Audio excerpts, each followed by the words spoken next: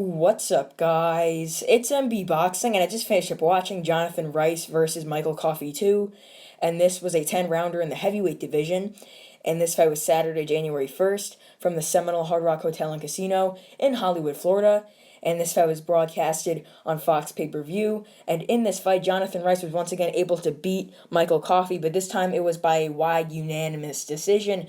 I personally scored this bout 98 to 92 in favor of Jonathan Rice.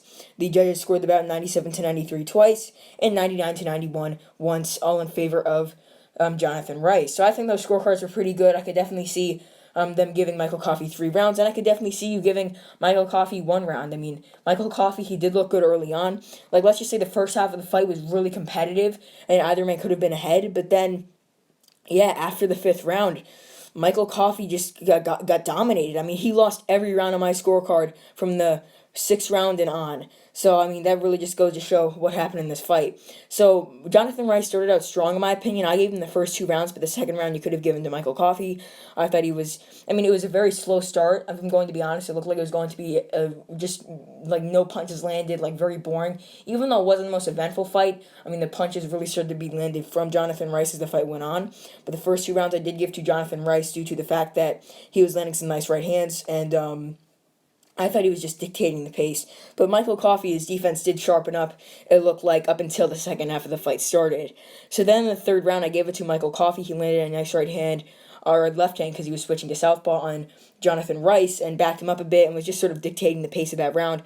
And the 4th round, I gave it to Jonathan Rice, and he actually was able to really hurt Michael Coffie with a nice right hand. It landed right on the chin, and Coffie did a little dance, sort of tried to clinch, but then Coffie actually battled back in the later stages of that round, and sort of, I mean, he could have won that part of that round, but he obviously didn't win the round because he got really hurt in the beginning, but he did do a nice job to come back and show that he wasn't too hurt from that shot, even though it really did look like he was. So then in the 5th round, I gave it to Michael Coffie. He landed some nice shots and sort of just backed up Rice, and Rice, after that 4th round, looked gassed. I mean, totally gassed, and it looked like in that 5th round and on that it could have been swung in favor of Coffie, but nope. Then Coffie, after that 5th round, really started to look tired. He wasn't doing much at all. He was just getting backed up on the ropes, hit a bunch of times. I mean, this was from round 6 to round 10. He was just getting dominated. I mean, backed up, hit, brutally beaten, and I mean, he could have been stopped in any of those rounds, or especially, I think maybe the 6th or 7th round, he was really getting hit on the ropes a lot.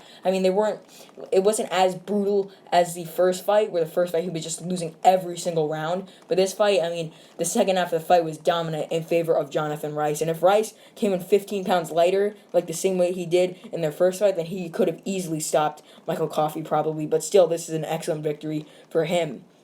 So overall, what is next for Jonathan Rice? Getting 2 straight wins over Michael Coffie, who was a highly touted prospect going into both of their fights. So yeah, I mean, this was another great win, and I would like to see him fight another undefeated prospect, maybe a prospect that's ranked amongst the top 40, top 50 in the heavyweight division, maybe even Victor Vickers. That might be a big step up for Vickers after getting dropped twice today against Iago Kalatity, but I would be up for it. That'd be a very interesting and fun fight to watch. Or I would like to see him fight any other prospect, ranging from the top 50 all the way down to the top 25, top 30 in the heavyweight division. So I would just like to see him fight a tough prospect and see if he can pull off another big upset and another good victory. But as for Michael Coffie, I mean, 35 years old, losing twice to a journeyman, Jonathan Rice is a journeyman. We're going to have to be honest. 6 losses, almost all of them are to prospects. He's really just there to give prospects a good test, but, I mean, Michael Coffie wasn't, he was really the only prospect that didn't really beat him, and, yeah, these are 2 straight losses for Michael Coffie. Jonathan Rice thriving. Michael Coffie now, I mean, 35 years old, 12-2 now. I think he's going to retire, unless he's going to just continue on like non-televised fights and against lower-level opposition. I mean, probably, maybe that's the option, but I mean, I would think the number one thing would be probably to retire. I mean, his career is done for possibly becoming a world champion or something like that. So, I mean, it's either retirement or he's just going to continue on fighting or fighting against lower-level opposition, because I don't think he could get another big opportunity at 35 years old, losing twice to a journeyman. So overall, Jonathan Rice defeats Michael Coffie again, but this time winning this fight by wide, dominant, unanimous decision. And yeah, that's really it. I'm MB Boxing. Thanks for watching, and I'll see you guys later.